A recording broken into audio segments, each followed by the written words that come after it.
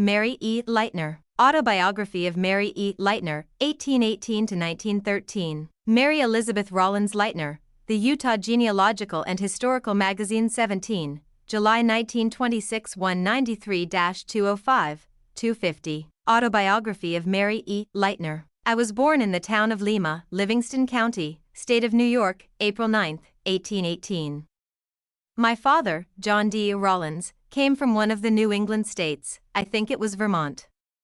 My mother, Keziah Keturah Van Benthuizen, was born in Albany, State of New York, May 16, 1796.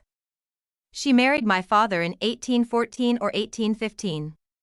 3 children were the fruit of this marriage, James Henry, myself and sister Caroline, the youngest. When Caroline was 6 months old, my father was shipwrecked on Lake Ontario during a terrible storm. Only one person was saved out of all the passengers and crew. When I was 10 years old, we moved to Kirtland, Ohio, and lived in a house belonging to Algernon Sidney Gilbert, mother's sister's husband. We remained there 2 years, when we heard of the plates of the Book of Mormon being found by Joseph Smith. Soon the news was confirmed by the appearance of Oliver Cowdery, Peter Whitmer, and Ziba Peterson, with the glorious news of the restoration of the gospel through the prophet Joseph Smith. They bore a powerful testimony, by the Holy Spirit, of the truth of the great work they were engaged in, and which they were commissioned by the Father to present to all the world. Quite a number of the residents of Kirtland accepted baptism. Mother and myself also, in the month of October, 1830. A branch of the church was organized, and Father Morley was ordained an elder to preside over it. He owned a large farm, about a mile from Kirtland, and some 3 or 4 families went there to live, and meetings were held there. A good spirit and one of union prevailed among the brethren for some time. After Oliver Cowdery and his brethren left there for Missouri on their mission to the Lamanite, a wrong spirit crept into our midst, and a few were led away by it. About this time, John Whitmer came and brought a Book of Mormon. There was a meeting that evening, and we learned that Brother Morley had the book in his possession, the only one in that part of the country. I went to his house just before the meeting was to commence, and asked to see the book. Brother Morley put it in my hand. As I looked at it, I felt such a desire to read it, that I could not refrain from asking him to let me take it home and read it, while he attended meeting. He said it would be too late for me to take it back after meeting, and another thing, he had hardly had time to read a chapter in it himself, and but few of the brethren had even seen it, but I pled so earnestly for it, he finally said, "Child, if you will bring this book home before breakfast tomorrow morning, you may take it." He admonished me to be very careful, and see that no harm came to it. If any person in this world was ever perfectly happy in the possession of any coveted treasure, I was when I had permission to read that wonderful book. Uncle and Aunt were Methodists, so when I got into the house, I exclaimed, "Oh, Uncle, I have got the Golden Bible." Well, there was consternation in the house for a few moments, and I was severely reprimanded for being so presumptuous as to ask such a favor, when Brother Morley had not read it himself. However, we all took turns reading it until very late in the night. As soon as it was light enough to see, I was up and learned the first verse in the book. When I reached Brother Morley's, they had been up for only a little while. When I handed him the book, he remarked, "I guess you did not read much in it." I showed him how far we had read. He was surprised and said, "I don't believe you can tell me one word of it." I then repeated the first verse, also the outlines of the history of Nephi. He gazed at me in surprise, and said, "Child, take this book home and finish it, I can wait." Before or about the time I finished the last chapter, the prophet Joseph Smith arrived in Kirtland, and moved into a part of Newell K. Whitney's house, Uncle Algernon's partner in the mercantile business, while waiting for his goods to be put in order. Brother Whitney brought the prophet Joseph to our house and introduced him to the older ones of the family. I was not in at the time.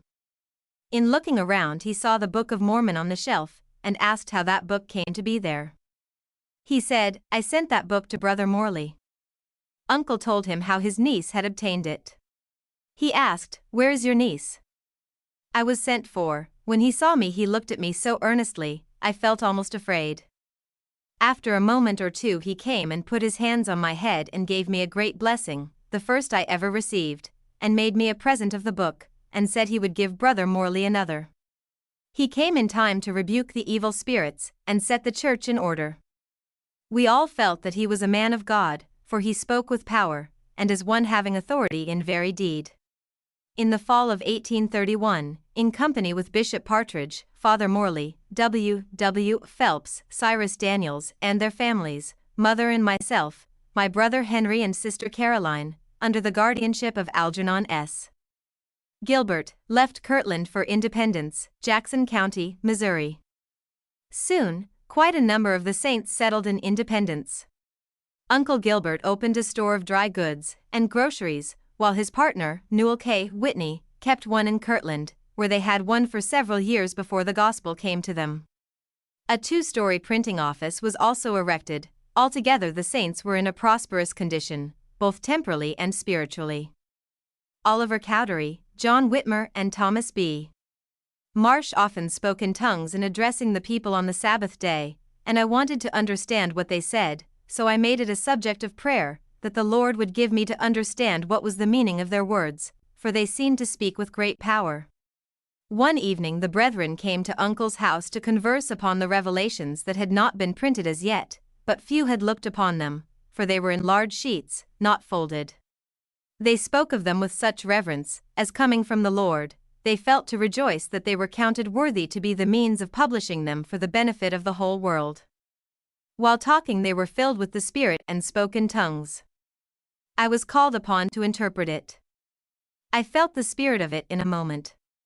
Terrible were the threats against our people, we were too much united to suit the inhabitants of Missouri, and they did not believe in our religion, or our way of doing business. Then we did not believe in slavery, and they feared us on that account, though we were counseled to have nothing to say to the slaves whatever, but to mind our own business.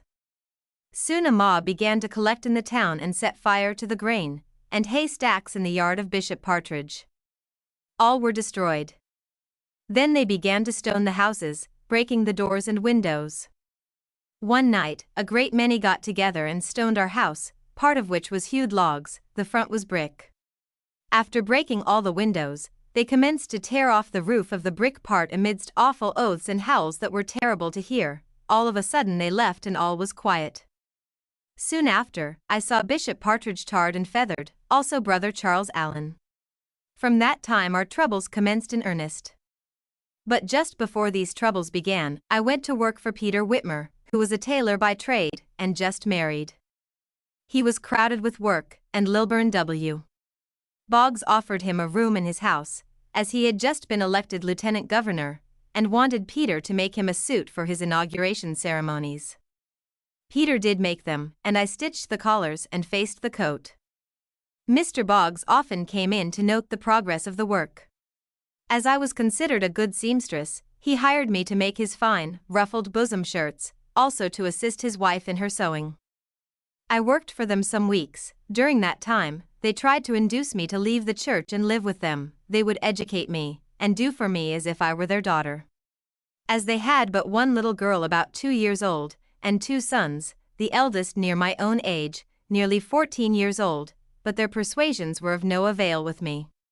The mob renewed their efforts again by tearing down the printing office, a 2-story building, and driving Brother Phelps' family out of the lower part of the house and putting their things in the street. They brought out some large sheets of paper and said, "Here are the Mormon commandments." My sister Caroline and myself were in a corner of a fence watching them. When they spoke of the commandments, I was determined to have some of them. Sister said if I went to get any of them she would go too, but said they will kill us. While their backs were turned, prying out the gable end of the house, we went and got our arms full and were turning away, when some of the mob saw us and called on us to stop, but we ran as fast as we could. 2 of them started after us. Seeing a gap in a fence, we entered into a large cornfield, laid the papers on the ground, and hid them with our persons. The corn was from 5 to 6 feet high, and very thick. They hunted around considerable, and came very near us but did not find us. After we satisfied ourselves that they had given up the search for us, we tried to find our way out of the field. The corn was so high we could not see where to go. Looking up I saw trees that had been girdled to kill them. Soon we came to an old log stable which looked as though it had not been used for years.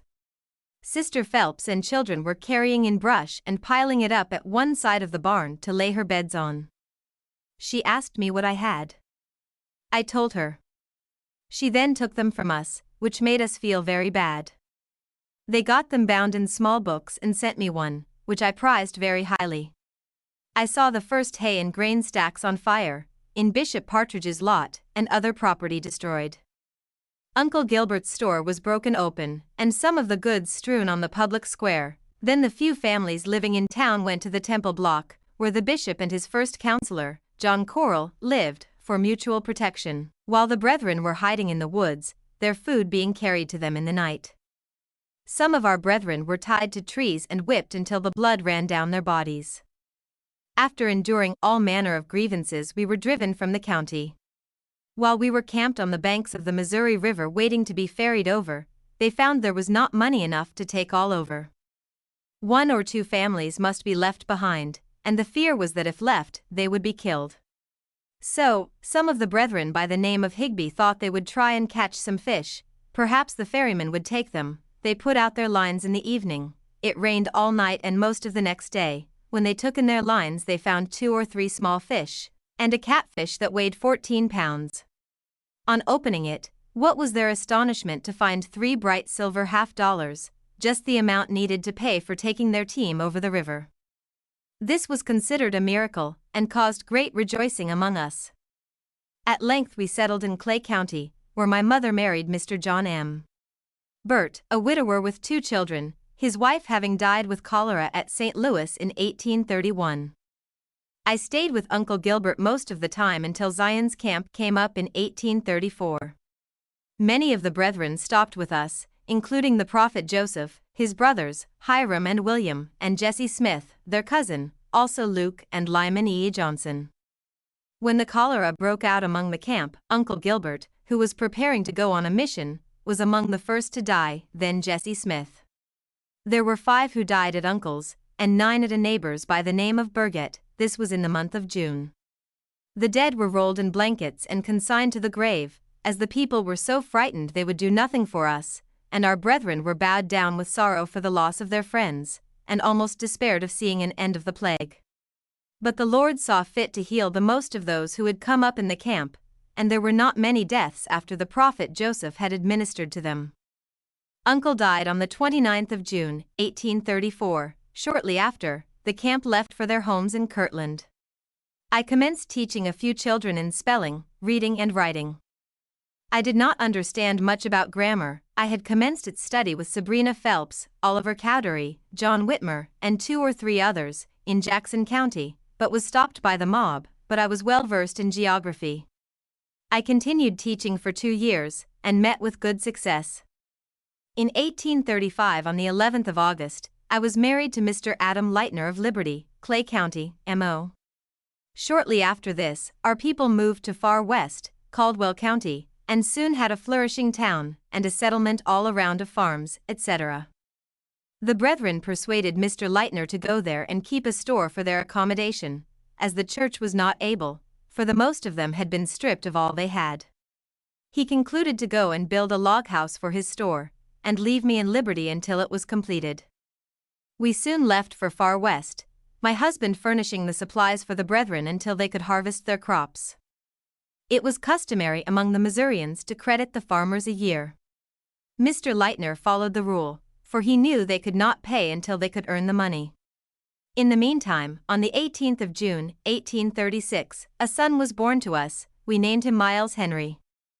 In the latter part of 1837 we moved to Milford, a small town about 10 miles distant from far west, to start a branch of the store in that place for my brother, James H. Rollins, to take charge of.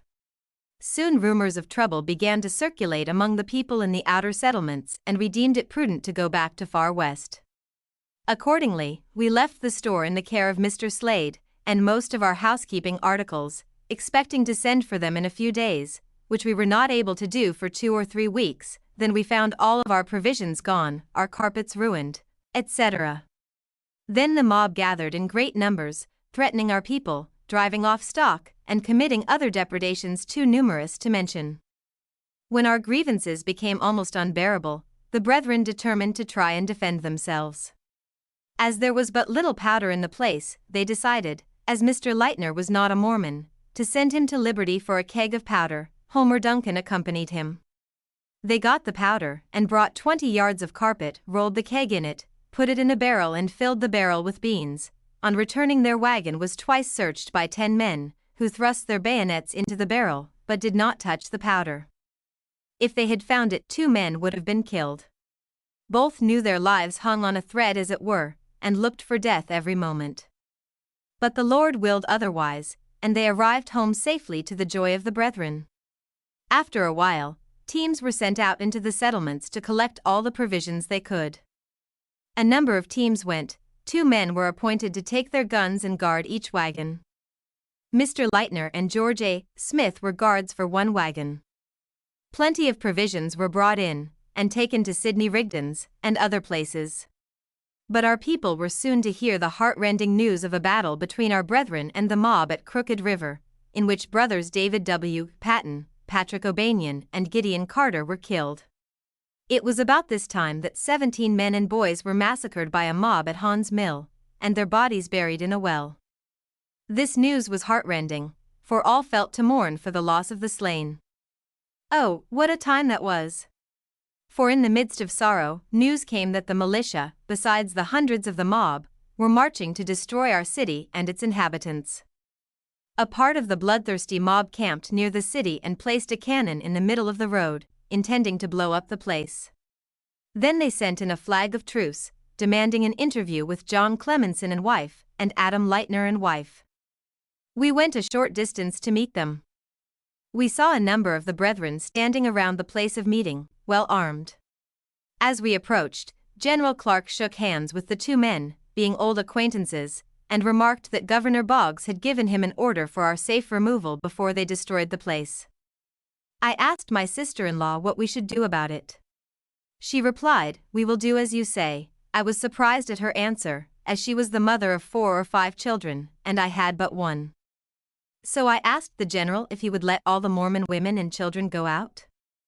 He said, "No." "Will you let my mother's family go out?" He said, "The governor's orders were that no one but our 2 families should go, but all were to be destroyed."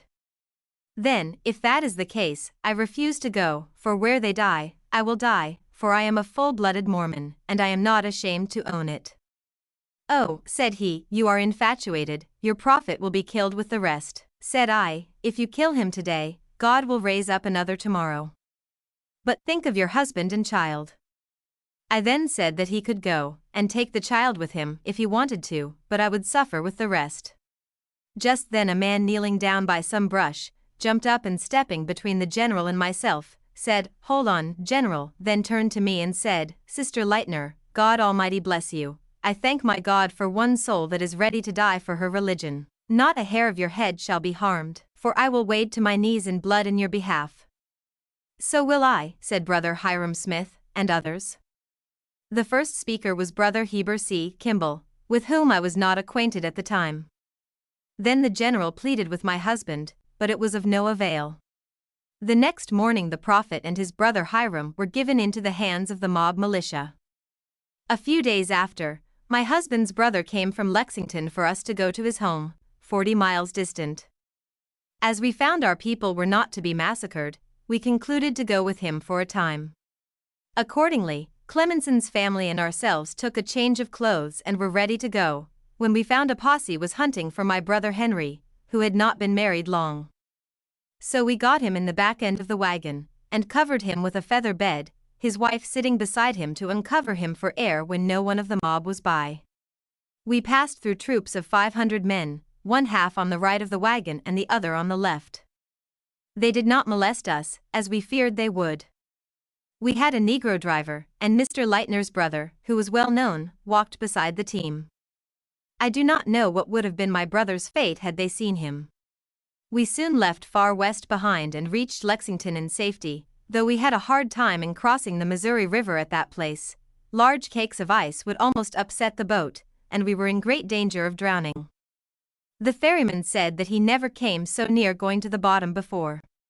The officers found where we were, and came and took Henry and put him in Richmond jail, with Joseph, Hiram and other brethren, where they were treated like brutes, and threatened to be shot every day or two. What their sufferings were was only known to God and themselves. But General Doniphan was disposed to favor the brethren as much as he possibly could. About this time we decided to go to Louisville, Kentucky. We rode day and night until we reached there. We took a change of clothes for myself and Babe, a shirt for Mr. Lightner. We had left our goods in Far West, took a quilt for a wrap, and that was all we had. We expected to find an uncle of my husband's there, with whom we could stay for a while, as we had but little means, but in this we were disappointed, for he had moved to Pennsylvania. We rented a house of 4 small rooms for 6 months, and gave a gold watch that cost $200 in New York City for the rent. We bought a second-hand bed and bedstead and 2 chairs, a kettle and skillet, 3 or 4 plates and cups, and commenced housekeeping. Our money soon gave out and no work could be got that Mr. Lightner could do, as he was a cabinet maker by trade. What to do we did not know. Then I went from shop to shop to get work. Many refused because I had no recommendation. At last I told a kind-looking man that we were strangers and were destitute. He said he would give me 2 fine shirts to make, and if they suited, he would give me all the work that I could do. I finished them and carried them home. He was delighted with them and did up a lot more for me to take home. I asked him if he would pay me for what I had done. He offered me 30 cents for the 2 shirts. He said that was all he paid other women, and though my work was better, yet he could give no more. $1 was the common price for a fine shirt, and to get only 15 cents for one, I thought it was hard. I told him that I could do no more at that price, and left him. I spent the money for some cornmeal and molasses. We lived on that for days. I then painted some pictures of flowers, and as good luck was on my side, I sold them for just enough to live on for a while. One day Mr. Lightner was down at the wharf and met Francis Higbee, who told him that our people were in Illinois at a place called Commerce, and that my brother Henry was in Alton, Illinois. So we sold what little we had and started for St. Louis with just enough money to take us there, hoping to get work of some kind so we could live.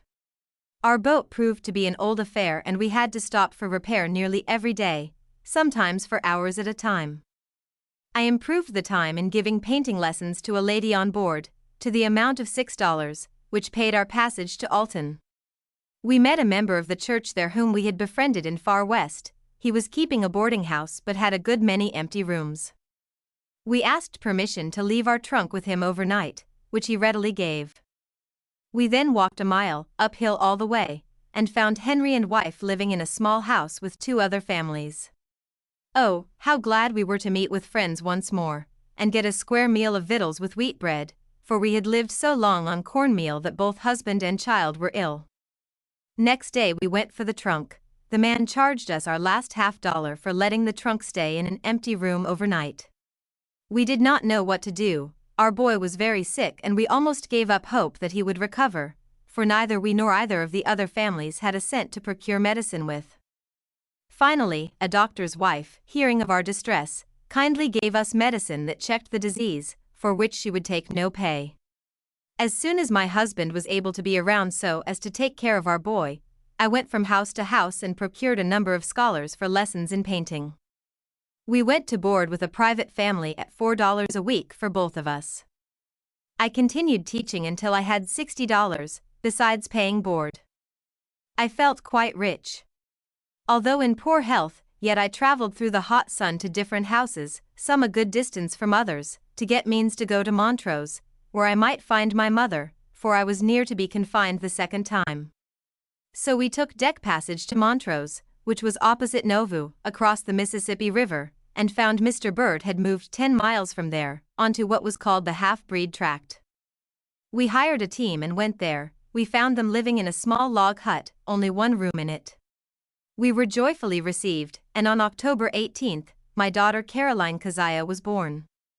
When she was 3 weeks old we moved to Farmington, 10 miles from the half-breed tract, situated on the Des Moines River. Mother lent us a bed, knives and forks, gave us a few quarts of flour, for she had but little herself, and some other necessities, while an Irishman gave us a bushel of potatoes and some squash. We commenced housekeeping in 2 rooms, one Mr. Lightner used for a shop, as there was no one there that could make furniture. The people gladly let him have all the tools and lumber he wanted, and would take his work for pay. We did well for nearly 2 years. I obtained work from a tailor and earned all my clothes, and the children, for we were anxious to save enough to get a home of our own, which we did by building a frame house composing one large room, which we expected to add to as we were able. In the meantime, he bought a great deal of choice lumber to season for bureaus, tables, etc. Finding our house not in a healthy part of the place, we sold it for $200 cash, and as he wanted mahogany and some other things that he could not get at home, he went to Montrose for them. He had been there but a short time when a steamboat came in and brought the report that the bank where our money was deposited had failed and we only got $25 for our 100. We were about discouraged, but this was not all, for on looking out one morning, he found his kiln, in which he was seasoning his lumber, on fire. Not a plank was saved. What to do to pay our debts and live, with winter coming on, we did not know. While in this dilemma, Mr. Burt, my stepfather, came over from Nauvoo to visit us. He saw our situation and offered us a home with him until we could do better. It seemed a godsend to us, and we gladly hailed the opportunity. So in January, we, Mr. Burt, myself and 2 children, crossed the Mississippi River on the ice. It was late in the evening and he did not dare to take his team. So we walked across the river and up the hill near the temple where he lived. Next morning the ice was all broken up, and it was days before he could get his team across.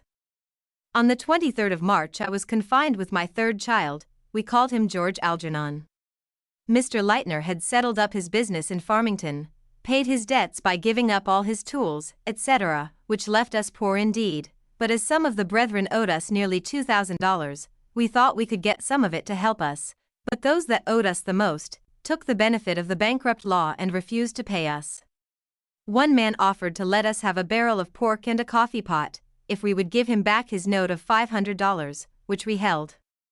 We did this and was very thankful for it, but not for long, for when we opened the barrel we found the meat sour and full of weevils. My husband could get no work, and I commenced teaching painting to Julia Murdoch Smith, to Stephen Mark's daughter, and to Sarah and Whitney. I also procured a lot a block below the Prophet Joseph Smith's mansion, but as we could get no more work in Nauvoo, Mr. Lightner found a job cutting cord wood, 15 miles up the river, at a place called Pontoussac. He got a little log room with a floor made of logs split in 2, and very rough. The Prophet Joseph, on learning that we were going to leave there, felt very sad, and while the tears ran down his cheeks, he prophesied that if we attempted to leave the church we would have plenty of sorrow, for we would make property on the right hand and lose it on the left, we would have sickness on sickness, and lose our children, and that I would have to work harder than I ever dreamed of, and, at last when you are worn out, and almost ready to die, you will get back to the church. I thought these were hard sayings and felt to doubt them. But the sequel proved them true. Before leaving Nauvoo on the 4th of July there was a general parade of the Legion. About noon Emma came to me to borrow my dining table, as the officers were to dine with her, and the Prophet Joseph came also. He said the Lord commanded him to baptize us that day. Emma asked, "Why is this?" "They have always been good members in the church, and another thing, dinner will be ready soon and you certainly won't go in those clothes?" "No," he told us, and he wanted us to be ready by the time he was, for he would not wait for dinner. As we lived on the bank of the river, we were soon ready. Brother Henry and wife, Aunt Gilbert and myself were baptized and confirmed. The Prophet Joseph tried hard to get Mr. Lightner to go into the water, but he said he did not feel worthy, but would, some other time. Joseph said to me that he never would be baptized, unless it was a few moments before he died. It was with sorrowful feeling that I went to Pontoussac to live, but by my taking in sewing we made out to live, and that was all. A lady called on me and asked me if we had a cow.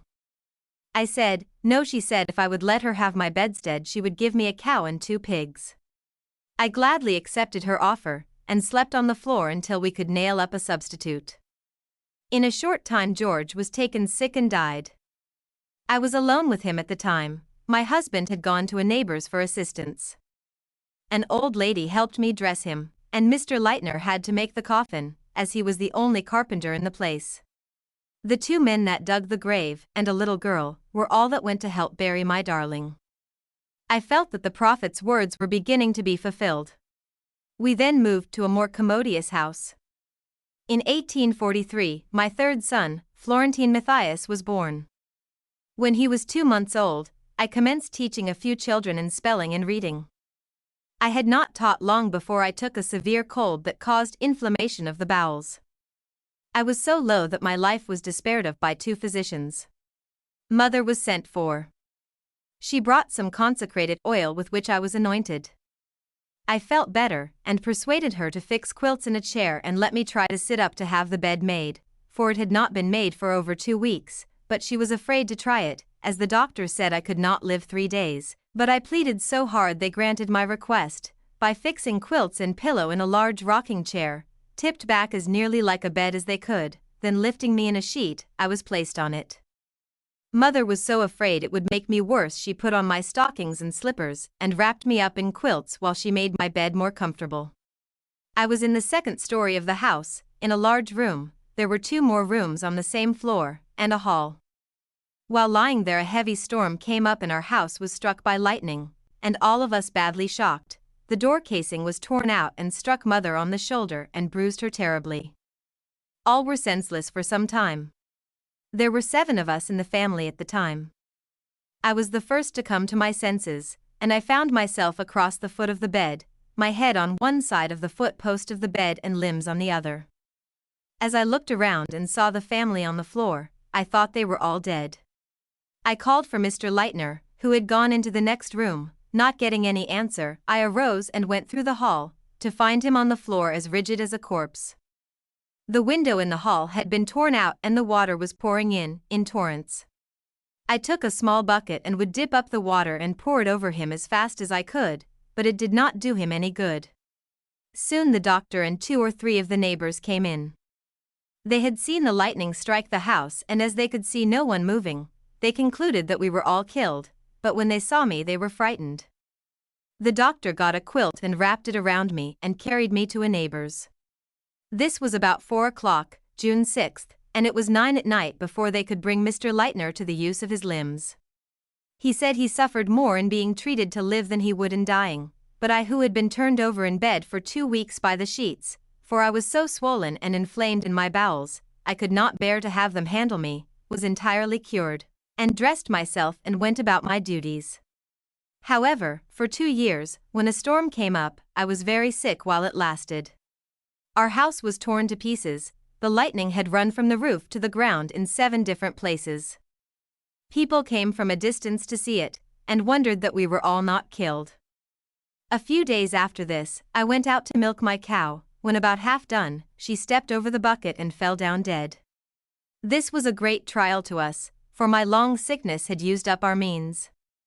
We were obliged to leave the house and move into one close by. All of us came down with the chills and fever. There was not one to do anything but Mr. Lightner, and he had to do all the cooking and looking after the rest of us. My case proved to be biliousness, with a fever, in a bad form. I was again given up to die.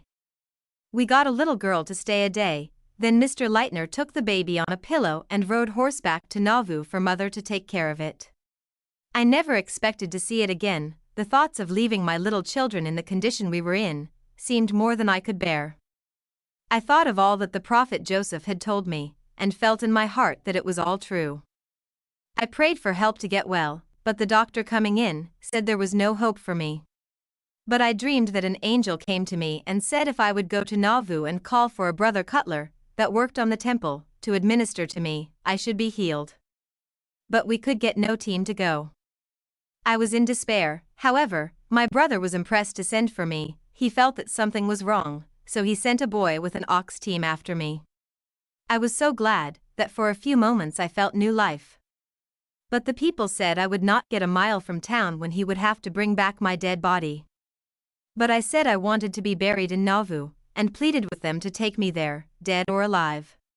So after fixing a bed in the wagon, they placed me on it. The neighbors bid me goodbye as they supposed for the last time. They were not of our faith.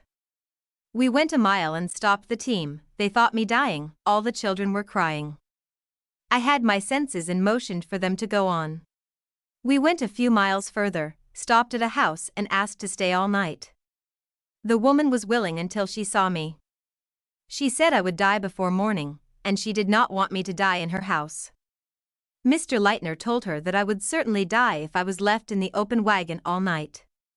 She finally let us in. She made us as comfortable as she could and fixed me some light food. After drinking some tea, I felt better and had a good night's rest, but she was glad when we left, for she thought I would never see Nauvoo.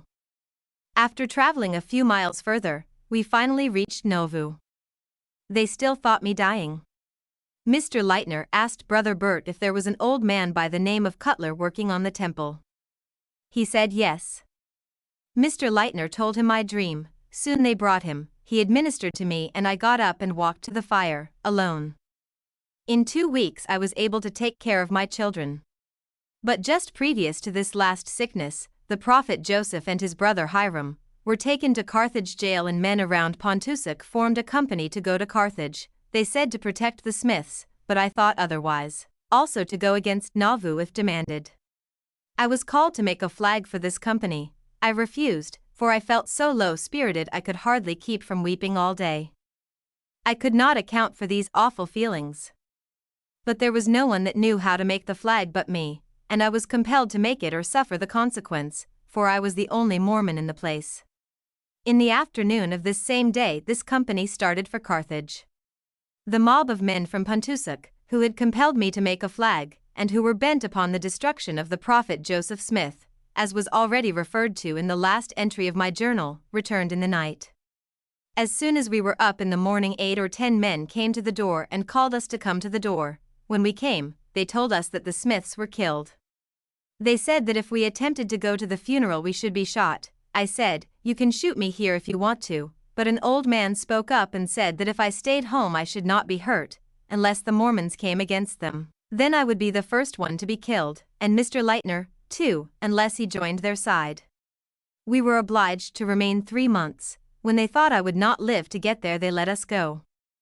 But when Mr. Lightner went back for our things he had to give the most of them to pay rent and doctor bills. Even some of my clothes were taken for debts. In fact, we were robbed of many things. But I felt thankful to be away from there with my life. Soon after I got well, the temple was ready for giving endowments. When spring opened, we went aboard the War Eagle bound for Galena, but before we started, Brigham Young sent word back from winter quarters for me to come on and the Lord would bless me. I was destitute of clothes for myself and children, and not $1 to call my own. How could I go? And to add to my distress, I was watched night and day. Someone had betrayed me. After reaching Galena we did make out to get work and thought we should do pretty well, vain hope. The last week in June, 1847, I was washing and got a needle in my wrist, close to the pulse which broke off, leaving half of it in my wrist. My hand was drawn up to my breast and the pain was excruciating. I went to 4 different doctors, but could get no help, neither could I sleep, only when I was perfectly exhausted, and then only for a moment or two. It was September before I could sew on anything. On the 9th of February I had a son born. We named him John Horace Gilbert. In about 6 weeks I was able to take in sewing for a tailor. I made 40 pairs of pants at 40 to 50 cents a pair, for which I received pay out of a store, no money. As Mr. Lightner could get no work, it seemed impossible for us to live and pay rent. At length a Mr. Houghton, editor of the Galena Gazette, learned of our circumstances and offered us $50 a month, and our passage free, if we would go to St. Croix Falls and oversee a hotel in which he was interested. We gladly availed ourselves of this offer, considering it a blessing from God. We found a man in charge, who was a good cook. We engaged him to remain with us. We had about 50 boarders. We did well the first month, but during the next month, Mr. Lightner was taken sick with brain fever, and my babe with chills and fever. I had my hands full for 2 weeks. I never undressed. I was on my feet all day and most of the night. When Mr. Lightner got so he could sit up a few moments, I began to hope our troubles were over, but vain were my hopes, for my feet began to swell and turned purple. I could not put them to the floor. The doctors said one of them was mortified, and I must have it amputated or lose my life. I thought of the prophet Joseph's prophecies, when he said if I went away from the saints I would suffer great tribulation and lose my children, and would make property on the right hand, and lose it on the left, and when I got very poor and almost worn out, I should go back to the church. I prayed earnestly for the Lord to spare me my limb, and in answer to my prayer another physician said he thought he could save it if I would let him try. After some days working over it, the pain ceased and the swelling gradually subsided, until I could walk on it once more. Oh, how thankful I felt to my Heavenly Father that my foot was saved and I could work for the maintenance of my family, for Mr. Lightner was still in poor health and the house needed a mistress. As soon as we gained strength we moved into a more convenient house. In the meantime, Aunt Gilbert came up from Nauvoo to live with us, and she proved a great help to us, for we were away from all our family relations. No one of our faith was near us, with whom we could converse on Mormonism. We were getting along nicely and were prospering in worldly affairs, for all of our provisions were furnished us by the company, and we could save our salary for future use. But on the 20th day of September, at 12 o'clock, daytime, a stranger, purporting to be a physician from Quincy, Illinois, came to the house and wanted to sell us medicine. He had a root, he said, which would cure any kind of a cold, bleeding at the lungs, and liver complaint. We did not want to buy any, but he gave us a piece of root for Aunt, as she had the liver complaint. He ate some of it, or pretended to, and said it would do us all good. So Mr. Lightner, Aunt and myself tasted it, and gave a little to two of my sons who came in at that moment, and tasted it also. In a few moments we were all taken violently ill. At 3 o'clock my two boys, one 10 years and 6 months, the other 3 years and 6 months old, were dead. We thought Aunt was also dead. All three were laid out and covered with a sheet. While Mr. Lightner and myself were not expected to live from one moment to another. 2 physicians were in attendance, and gave us no hope that we should recover, and it really seemed as though their predictions would come true. But about 9 o'clock in the evening Aunt came to life, but had convulsions for 2 weeks. It took 2 or 3 men to hold her while the convulsions lasted. The doctors were surprised at her condition, for they and 10 men had pronounced her dead 5 hours before she came to life again. In the meantime, Mr. Lightner and myself were getting some better. So the whole town turned out to see justice done to the man who gave us the poison. They put a rope around his neck, and raised the window at the front of my bed for me to see them hang him. He was an elderly man, with a pleasing countenance, but when they wanted me to look my last on him I begged them to desist from their purpose and try him by due course of law. Nothing but my deep sorrow and the fear that I, too, would soon join my children in the spirit land, caused them to desist from their purpose for the time being, so they confined him in a building they thought secure. But he had a friend in the place who assisted him to escape in the night. There was a light fall of snow and they traced him for 2 or 3 days without finding him. The next spring, a gentleman named Leach opened an office for land entry, the first of the kind in that part of the country, at our house. He had learned of our trouble, and being a resident of the state of Illinois and having business in Quincy, he discovered that the quack doctor was in Quincy, in a hospital, in a very bad condition. Both of his feet were frozen till the flesh dropped off from the bones. He told Mr. Leach that he got lost in the woods after making his escape from jail, and would have died if some friendly Indians had not found him and taken care of him until spring. Then he was taken aboard the first boat that went down the river in the spring, where he reached his home, to be a sufferer all his days. Mr. Leach said the man had escaped the vengeance of man, but had not escaped the vengeance of God. The next fall we moved 40 miles down the river to Stillwater, a town situated on the bank of Lake St. Croix. We resided there until the next spring, when we moved to Willow River on the Wisconsin side of the lake. On the 3rd of April my daughter Elizabeth was born. The snow was 2 feet deep on the level. An Indian woman attended me. As soon as I was able to travel, my husband bought a small farm of 65 acres, opposite Stillwater. Part of it was heavy timber, the rest under cultivation. We built a 4-room house, and as it was not finished, and our resources about gone, we concluded to move, but in the meantime, Mr. Lightner bought a horse and cow. In a week the horse was found dead in the stable. We hired a man to drive the cow for us about 7 miles. He drove her so fast that she died the next morning. It seemed as though everything worked against us. And as winter was coming, we concluded to accept an offer we had of keeping a 3-story hotel for $300 a year, and everything furnished. We were glad to get into a warm house, for the winters were severe in that country. The work was very hard on us, but the last of March we went back to our home, and on the 9th of April, my own birthday, my daughter Mary was born. We stayed at home that season, then went to Willow River and kept a boarding house for a Mr. Mears 2 years. Then I was called to get to Farmington, Iowa, to attend the deathbed of my only sister.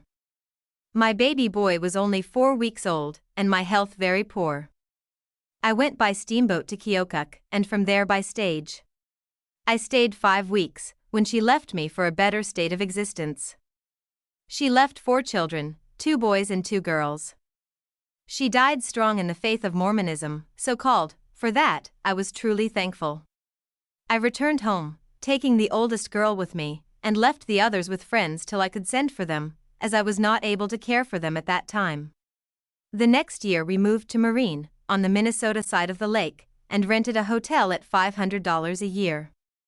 After a few years we purchased a 2-story house and large lot. Then we built a 5-story hotel, for business was increasing at such a rate that the house we were in would not accommodate the traveling public. Besides, we had nearly 40 regular boarders. Of course, we went in debt $1,000 to get it completed and furnished for occupancy. We were doing well and would soon have been out of debt. In the meantime we had mortgaged the whole of the property for the $1,000, expecting we could pay it in a few months at least. However, the War of 1861 came on and we began to lose our boarders by enlistment, and through that, we failed to pay the mortgage when due, and after a while, we lost the whole of our property, which we had labored to obtain by many years of self-denial and hard work. We finally decided to leave a place where misfortune had followed us on every hand. We went to Hannibal, Missouri, and stayed a year, waiting for letters of information from my brother, who had gone to Utah at the time of the expulsion of the Saints from Nauvoo. Not hearing from him, as we expected, and not considering it safe to remain in Hannibal, as we were for the Union, and the majority of the people there were slave owners, and sided with the South, we went back to Minnesota, and on October 28, 1862, my son Adam was born, being my 10th child. At last the long-delayed letter arrived, informing us there was a large company of teams and men being sent from Utah to Omaha to meet immigrants from England, and that one would be sent for us. Oh, how glad we were, it seemed too good to be true. We soon disposed of what little we possessed after all our moving around and many mishaps. On May 25, 1863, we embarked on board the steamer Canada for St. Louis, and took up our quarters on the lower deck. All was neat and clean and we slept on our baggage. On the 26th we commenced taking on wheat, until the boat was heavily freighted. We had no chance to cook. Charles and Adam were very sick with the measles, and no chance to make them comfortable. We came to Rock Island Bridge, which is a dangerous place for boats to go through. At the draw of the R Bridge, a number of vessels lay ruined nearby. Many of our passengers were badly frightened, for we attempted the passage 5 times before we succeeded in getting through. On the 28th, 17 horses were taken on the lower deck, which made the atmosphere very impure. In the evening, 5 or 6 soldiers came aboard with foul company. Brute beasts in the form of men fill the place, and the scene is almost intolerable. On the 29th, we are lying at Montrose unloading grain. Nauvoo lies on the opposite side of the river and looks deserted enough. One corner of that once beautiful temple alone remained, a monument of former beauty and grandeur. It was raining hard or I should have crossed the river to see it. But as I looked at it from this point, and thought of what it once was, blossoming forth in beauty, with a population of 17,000 inhabitants, I felt to mourn over its present desolation. I thought, can it be that I shall see the place no more? Where once the prophet stood and moved the hearts of the people to worship God according to the new and everlasting covenant, which had been revealed through him to the people in this generation, and where he gave himself a martyr for the cause he taught. One of our passengers has just saved a man from drowning. he was sinking for the third time, when rescued. My oldest boy, John, was quite sick and throat very sore, the other children better, but cross. On a Saturday we arrived in St. Louis. It was raining hard. We went aboard the steamer, Fanny Ogden, for St. Joseph. We were to have a stove to cook by, laid in a supply of provisions, and fancied we should be halfway comfortable, but it proved the reverse. We were transferred to the upper deck until the storing of government supplies was completed, then 500 mules and horses were taken aboard. Consequently we had to remain on the upper deck all the way from St. Louis to Omaha. Wind and rain for company, nothing but bread and dried beef to eat, as the deckhands had stolen our vegetables. A soldier was put on board for home, who had lost his leg in battle, another very sick. We sat near a long box for 2 or 3 days, that contained a corpse. Our progress was slow, half the time on sandbars. We met a steamer coming down, saying the rebels were gathering in great numbers and would fire on us. We had a cannon and soldiers on board for our protection. For myself I felt no fear. The captain has built a breastwork of sacks of grain and tobacco boxes, all hands prepared for action. June 3rd all was excitement, and a sharp lookout was kept, looking for the enemy every moment. At Lexington the town was almost destroyed by cannon, houses partly demolished. It was here my husband's brother, a Unionist, was killed. We passed a gloomy night, some on trunks doubled up any way to get a few moments' rest, but strange to relate, not a shot was fired at us, although in a rebel community. We passed Liberty Landing and Independence. Things remain about as they were 20 years ago. We stopped at Kansas City, plenty of Mexicans were there, loading teams for Mexico. On June 6, we arrived at St. Joseph, all tolerable well, considering that we had not had a chance to change our clothes or undress since leaving Minnesota. We found the river banks lined with Sioux Indians, who were being removed from Minnesota by the government, for their massacre of the whites. June 7, we laid all day at this place. In the evening the Indians had a powwow dance. We then boarded the Emily for Omaha. Some saints came aboard at the same time, bound for Utah. I felt to rejoice, for I had not seen the face of a member of the church for over 18 years. Monday we landed at Omaha in a heavy rainstorm, rode to Florence, 6 miles, without a cover from the rain, and stopped at a cabin, wet through. We had no fire and no chance to make one, so laid down in damp bedclothes. Next night had the cholera and was sick 3 of 4 days, and my babe had bowel complaint very bad. Thursday some immigrants arrived with the smallpox. 2 are dead and 10 more sick. One of the number spent the evening with us. We shook hands with them. They said nothing about the disease. The next day they were sent to the hills, where tents were provided for them. On Saturday 700 persons from England arrived here en route for Salt Lake. This is the gathering place for those who intend crossing the plains. Today, saints from Africa and Denmark arrived here. Their tents were scattered over the hills, and when the campfires were lit up at night the scene was beautiful to behold. It makes me think how the children of Israel must have looked in the days of Moses, when journeying in the wilderness. Also to see some 100 mules in an enclosure, all sleek and fat, looks like prosperity indeed. The train of 500 teams from Salt Lake are hourly looked for. 3 deaths occurred in the Danish camp, and some 3 or 4 weddings. June 15, the children have picked $3 worth of wild strawberries, that helped us considerable. On the 20th my sister's husband, Edwin Brigham, arrived to take us out to the valley. We were glad to see him. Sunday we fixed all day for a march in the morning. We started, Monday night we camped out, and such a night thunder, lightning and wind, but we slept, or rather stayed in our wagons, did not get very wet, but felt rather stiff. We cooked our breakfast, milked the cow, dried our things, and were ready for another day's tramp. One company of 50 or 60 wagons is ahead of us, and a good many behind us.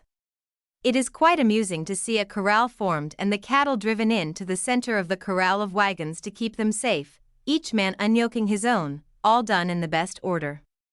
We had a good man for captain of our company. I don't think we could have gotten a better one. We have meetings every evening.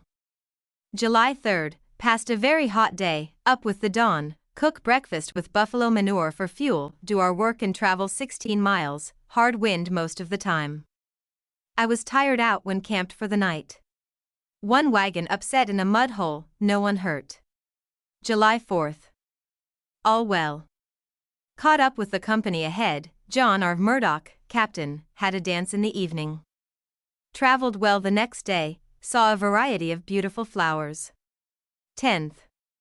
Nothing of interest has occurred, the weather very hot. Had another dance. We are on a large prairie, saw a buffalo herd, and passed through a dog village. Cunning little fellows, dodging in and out of their burrows. Nothing of moment has occurred for 4 or 5 days. The prairie is one vast desert as far as game is concerned, except now and then a rabbit or sage hen. One of the brethren killed an antelope and gave me a nice piece. Friday, camped at Pawnee Springs. The water boils up from a great depth. There are 4 of them, but I am told that a few weeks ago there were but 2. The flowers are very pretty and of all colors. 18th. All well, warm when the sun is out, but chilly under a cloud. 22nd, had a thunder shower, no sickness yet. 23rd. One man sick at noon, a babe belonging to some of the saints from Australia, died very suddenly. We have had a hard time today, traveling through sand hills, had to double teams. 24th, Mr. Lightner quite unwell. 25th, very hot, traveled through a great deal of sand, saw plenty of prickly pear. It does very well to look at, but not good to handle or walk over. 3 Indians came into camp, driving 2 yoke of oxen, which our captain traded for, as they belong to the company ahead of us and will be given to their owners. One of our wagons broke down, which delayed us 3 hours. 27th. He is better, but babe is very sick with canker and bowel complaint. 28th, morning quite foggy, passed some natural curiosities, one called the courthouse, from its resemblance to that edifice, also a large rock formed like a church steeple and called the chimney. This part of the country is the most barren and desolate that I ever saw. Nothing to relieve the eye but sky and sand and hills. Expected to see some buffalo but am disappointed. 29th, passed a small government train from the fort. Often meet a few persons passing along in this dreary place, as though they were in the States. 30th, passed a trading post, 3 tents and a few trees, which did my eyes good, after seeing so much sand and barren soil. 31st. It has blown sand and dust, enough to choke one, all day. Passed 2 deserted stations, and 4 graves of immigrants. August 1st. Among the hills and rocks most of the day, and dust an inch thick. Saw the telegraph station. It consists of 2 log houses, outbuildings, and a good well of water which was worth a great deal to us. Nothing but hills and sage brush to be seen. No grass save in patches along the river. Camped in dust as if in the middle of the street in the States. Baked a shortcake, fried some bacon and had tea for supper after dark. Tired almost to death, lost the children's pet rabbit today.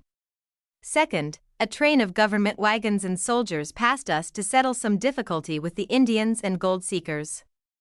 Our train stopped this afternoon to fix wagons and do our washing. The young folks danced and played until 12 at night. We always have prayers in the evening. 3rd, saw some returned Californians, who spoke well of the Mormons in the valley. We lost one of our cows from drinking alkali water. Saw 6 more dead. 4th, lost an ox. More sick from the cause. A child fell out of a wagon and the wheels passed over both limbs, but was not much hurt. Passed 16 dead cattle, from the other train. This is a heavy loss. 8th, came to the telegraph station, quite a little place. Saw a large freight train, had coffee, bread, and thickened milk for dinner. We fixed up and passed through the aforesaid train, all well. 10th, came to another station, crossed the Platte River Bridge, which is a good structure. Camped on a large hill, more dead cattle. The prospects look gloomy enough. Elizabeth crazy all night with the toothache, been so for 2 days. 11th. The 11th of August, the anniversary of our marriage. 25 years of joys and sorrow have passed over my head since then. Years never to be forgotten. Came to what is termed the Devil's Backbone. It consists of a long range of rocks, and looks as though they were thrown up from beneath, and pointing up like ice in a jam. It is a singular sight. A company of gold seekers camped near us. Our company lost more cattle. Came to a saleratus lake, which looked like ice in the distance. We cut out a great quantity of it to take with us, as the captain said there was none in the valley. 13th, passed another station, also Devil's Gate, which consists of 2 mountains of rock so near together that a wagon can pass between them. The walls on each side are perpendicular, rather sloping on the other side, and so high that a man on the top looks like a small boy. 15th. Had breakfast of bacon, fried cakes and coffee, traveled on a good road for miles, then stopped to cook dinner. Wind blowing gale of sand all over us. I think we will get the proverbial peck of dust before we get through. Our cow sick, no milk for 2 or 3 days. Some sage hens and rabbits were killed today. We have had fresh meat but once since leaving the Mississippi River. 16th, sand and gravel all day, feel sick and cross, for if there is a bad place in camp, we are sure to get it. Antelope was killed today. 17th, saw mountains covered with snow in the distance, up and down hills all day, heavy wind, camped in a good place for a wonder, riding by firelight. Danes are at prayers by themselves, our folks the same. While I, poor sinner, am baking bread. In fact, I don't much like our preacher. He strokes his beard too much, and speaks too low. 18th, saw a lot of antelope, 2 were killed. The captain gave me a nice piece. Saw a camp of immigrants close by, another not far off. Camped on a hill for dinner. The hill was covered with small black rocks. It is a beautiful day, ice formed in our buckets as thick as a knife blade. More game was killed today, but little or no sickness has befallen us so far. The captain says we are greatly blessed to what some of the companies were. I hope we will continue to be, until our journey ends. We have been in sight of snow for 2 or 3 days. It looks cool for the month of August. We are on the highest land on this side of the Mississippi. Here, on the eastern side of the mountains, the rivers flow toward the Atlantic, and on the western side, to the Pacific. The scenery is grand. A bear was killed weighing near 400 pounds, and was divided among our company of 60 persons. I could not stomach it. I don't believe they were made for man's food. We are now in Utah, but I don't see much change in the face of the land for the better, but I can't see much, as I have been quite sick for 6 or 7 days. Crossed Green River Sunday evening. It is a beautiful stream of water, and plenty of trees on its banks. 2 trains are close behind us, which make us hurry to keep the front place, for the roads are so dusty we can hardly see our front teams. Stopped at a station where our men were required to take the oath of allegiance to the United States government.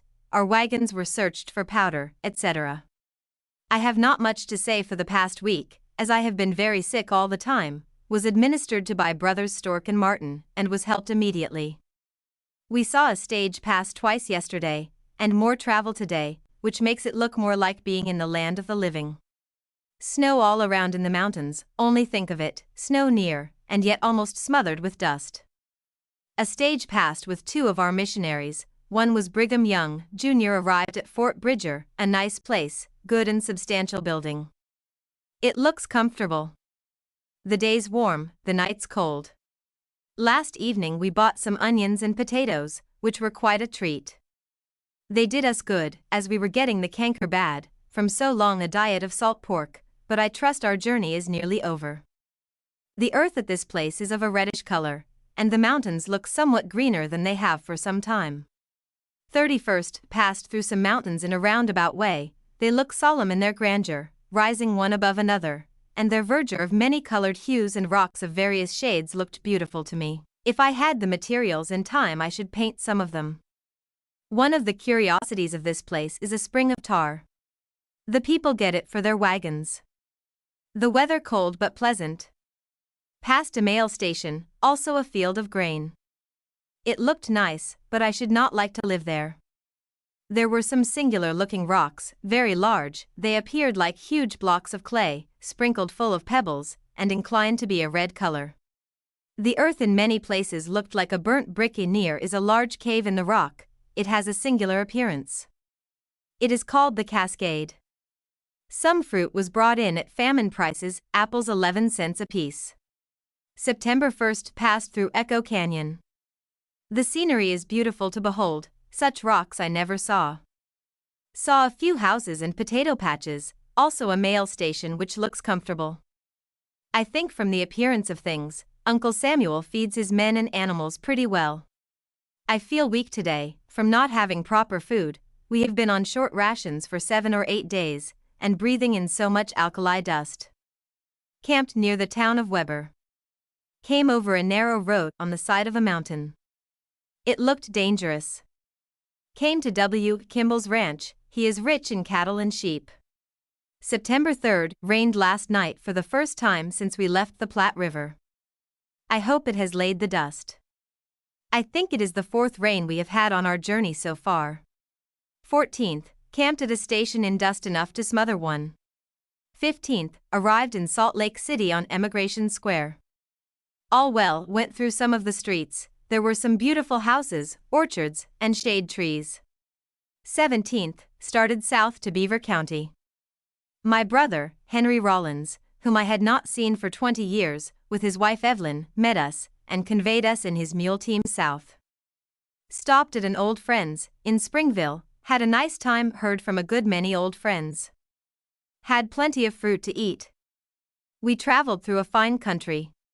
Saw some boiling springs, and some large cold springs, so deep no bottom has been discovered, and they are full of fish.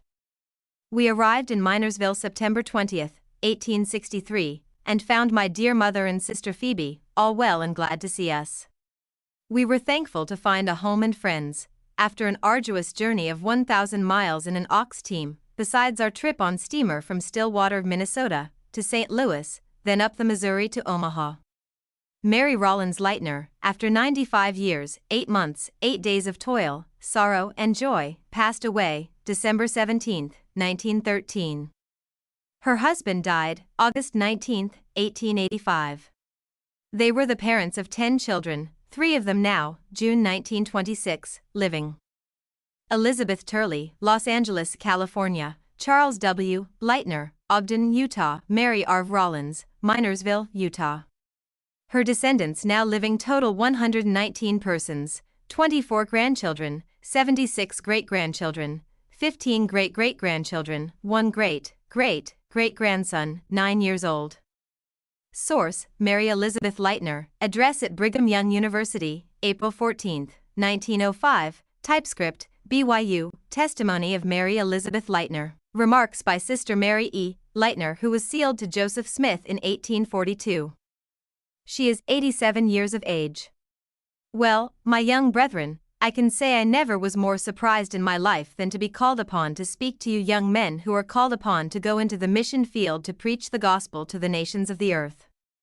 It is true I have been in the church from its beginning.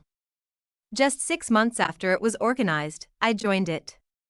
I have been acquainted with all of those who were first members of this church, with all of those who saw the plates and handled them, with even those who saw the angel Moroni who came to them.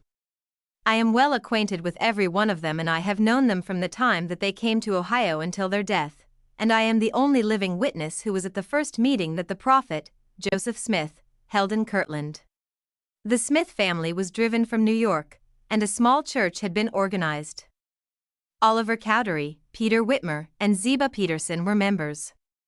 Well, I being anxious, though young, to learn about the plates from those who knew all about it, my mother and I went up to the Smith family the next night after they came to Kirtland. As I went in, there were 2 or 3 others present. They were all there, from the old gentleman and his wife to all the sons and daughters. As we stood there talking to them, Joseph and Martin Harris came in. Joseph looked around very solemnly. It was the first time some of them had ever seen him.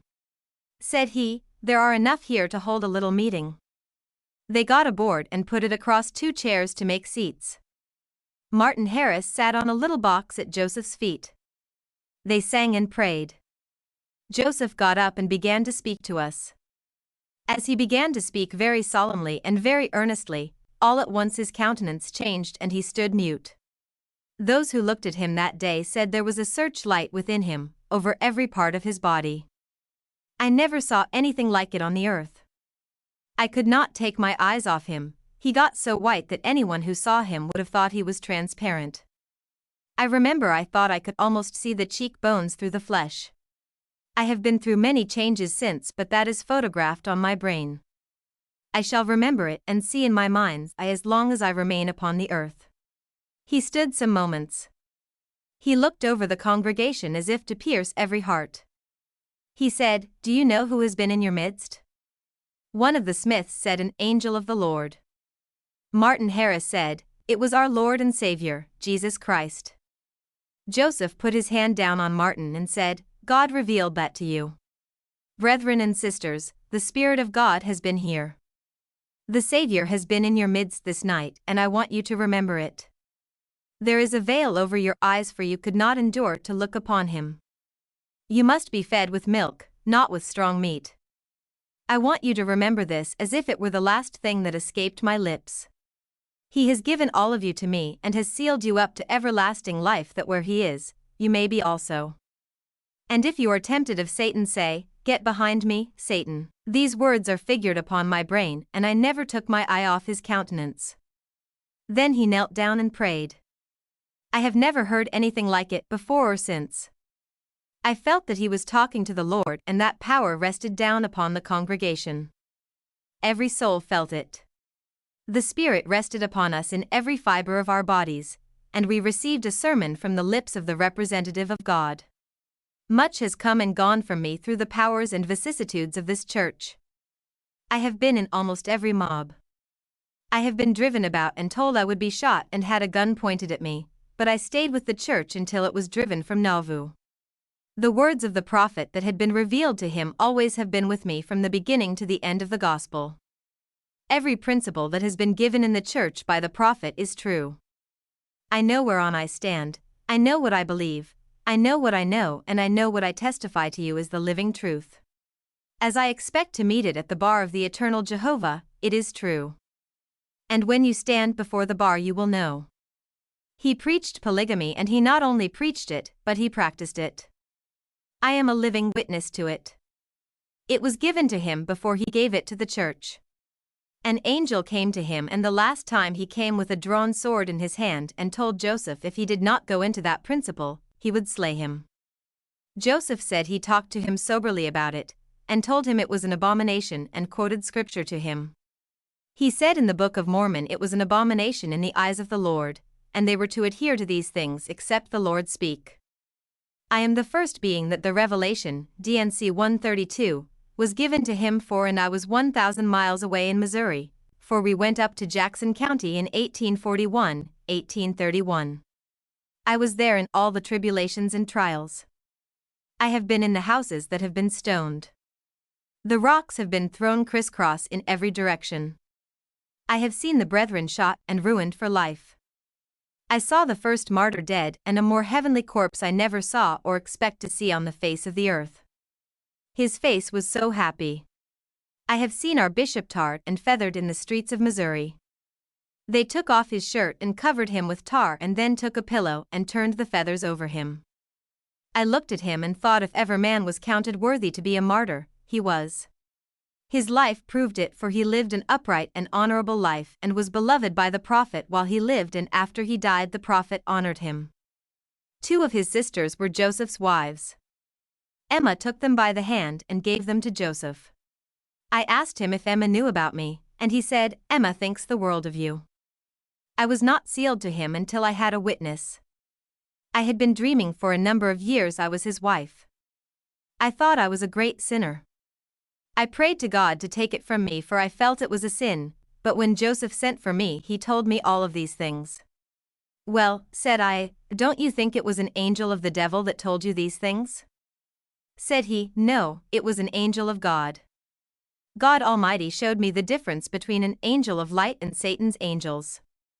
The angel came to me 3 times between the years of 1834 and 1842 and said I was to obey that principle or he would slay me. But," said he, "they called me a false and fallen prophet, but I am more in favor with my God this day than I ever was in all my life before. I know that I shall be saved in the kingdom of God. I have the oath of God upon it, and God cannot lie. All that he gives me I shall take with me, for I have that authority and that power conferred upon me. Well, I talked with him for a long time, and finally I told him I would never be sealed to him until I had a witness. Said he, "You shall have a witness." Said I, "If God told you that, why does he not tell me?" He asked me if I was going to be a traitor. I have never told a mortal and shall never tell a mortal I had such a talk from a married man. Said I, "Well," said he, "pray earnestly, for the angel said to me you should have a witness." Well, Brigham Young was with me. He said if I had a witness he wanted to know it. "Why should I tell you?" said I. "Well," said he, "I want to know for myself." Said he, "Do you know what Joseph said?" Since we left the office the angel appeared to him and told him he was well pleased with him and that you should have a witness. I made it a subject of prayer and I worried about it because I did not dare to speak to a living being except Brigham Young. I went out and got between 3 haystacks where no one could see me. As I knelt down I thought, why not pray as Moses did? He prayed with his hands raised. When his hands were raised, Israel was victorious, but when they were not raised, the Philistines were victorious. I lifted my hands and I have heard Joseph say the angels covered their faces. I knelt down, and if ever a poor mortal prayed, I did. A few nights after that an angel of the Lord came to me, and if ever a thrill went through a mortal, it went through me. I gazed upon the clothes and figure, but the eyes were like lightning. They pierced me from the crown of my head to the soles of my feet. I was frightened almost to death for a moment. I tried to waken my aunt, but I could not. The angel leaned over me and the light was very great, although it was night.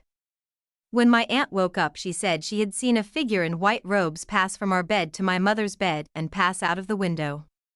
Joseph came up the next Sabbath. He said, "Have you had a witness yet?" "No." "Well," said he, "the angel expressly told me you should have." Said I have not had a witness, but I have seen something I have never seen before. I saw an angel and I was frightened almost to death. I did not speak. He studied a while and put his elbows on his knees and his face in his hands. He looked up and said, "How could you have been such a coward?" Said I was weak. "Did you think to say, 'Father, help me'?" "No." "Well, if you had just said that, your mouth would have been opened, for that was an angel of the living God. He came to you with more knowledge, intelligence, and light than I have ever dared to reveal." I said, "If that was an angel of light, why did he not speak to me?" "You covered your face, and for this reason the angel was insulted." Said I, "Will it ever come again?" He thought a moment and then said, "No, not the same one, but if you are faithful you shall see greater things than that." And then he gave me 3 signs of what would take place in my own family, although my husband was far away from me at the time. Every work came true. I went forward and was sealed to him. Brigham Young performed the sealing, and Heber C. Kimball the blessing. I know he had 6 wives and I have known some of them from childhood up. I knew he had 3 children. They told me. I think 2 are living today, but they are not known as his children as they go by other names. These are things I can testify to as the living truth, and I have told it to the Josephites. There is a great deal said about this church and the Josephites. I never knew of Joseph appointing him to be the prophet. I have never known him to say it, and I have known the boy ever since he was 12 years of age. I heard Joseph say this, "I have rolled this kingdom off of my shoulders onto the shoulders of the 12, and they can carry out this work and build up his kingdom." Said he, "I am tired.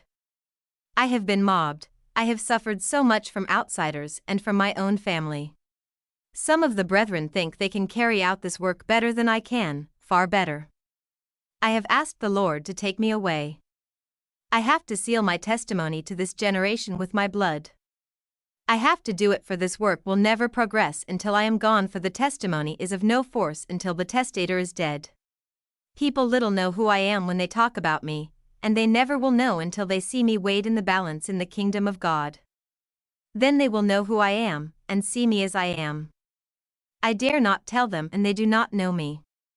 These words were spoken with such power that they penetrated the heart of every soul that believed on him. Now about these Josephites, I have not a word to say about Joseph. He is doing a great work in the first principles. He does not believe in endowments, he does not believe in some other things, and he does not recognize this church as the true church. But we have one criterion to go by. Joseph said, "The servant cannot be greater than the master. If they persecute me, they will persecute you." Has his son Joseph ever been persecuted? Have they been whipped and murdered in cold blood? They can go into the world as members of the reorganized church. They do not believe the right one took Joseph's place. But let me tell you, this gospel is going to spread, and you young men who are going on missions, give your hearts to God, for he said, "Young man, give me thy heart." And if you do give him your hearts and pray to the heavens above, the Spirit of God and the Holy Ghost will rest upon you. If the great soul that rules in heaven and on earth, and the inspiration of the Spirit comes down and rests in your bosom, you will be able to speak the light to the people and you will gain a great reward. Just speaking of yourself in your own strength, the Spirit is withdrawn. You will have no power that will reach the heart. It may tickle the ear, but you must have the power of the Almighty. You must have the angels to be your companions and rest upon you. Let them be your guide in health and trouble. May you ever drink of the waters of intelligence that flows from the throne of God. God Almighty will guide you and direct you, and you will walk in the paths of truth, and you will receive your reward as His servants for the good deeds you have done on this earth. This is my testimony, and I hope and pray you will believe me, for I have received it from the servant's heart, and when that servant comes he will own his people if they are faithful and humble. A trying hour and darkest hours are in the future before us, and it is only those who are humble, contrite, and honest before God and endure to the end who shall receive the blessings. Faith will be trampled down, and there will be punishments come upon those who are not honest. These are things I tell you, and they are true, and you will see that they are if you live long enough. All I have said to you about the future will come to pass just as sure as the sun shines in the heavens. May God bless you and let you be on the alert to receive the words of light that are given to you by His servants. You will all be tried by darkness, and the powers of darkness will come to you, but put your trust in your heavenly Father. Let Him be your guide and support, for He is the everlasting light, worlds without end. I hope you will excuse me for being a little agitated, but it is a terrible tax for me to come and get up to speak. But I want you to remember what I have said, that it is my testimony, as long as you live.